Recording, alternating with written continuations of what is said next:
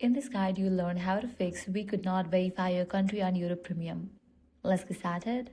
Once you finally get YouTube Premium, if the country verification error appears, the most common cause is incorrect payment information. So go ahead and remove your current payment method and carefully add it again. Make sure all details match your country. If the issue still persists, you can try refreshing your location setup by adjusting your network connection. Next up, update the YouTube app. For that, launch your App Store or Play Store. Search YouTube. After app appears, if you see the option update, click on it and update the app to its latest version. Next, check your internet connection. If you are on an unstable Wi-Fi, switch it to a stronger network or try using mobile data and refresh the subscription page. If the issue persists, open YouTube app, navigate to Profile page, then click on the settings icon given at the top right.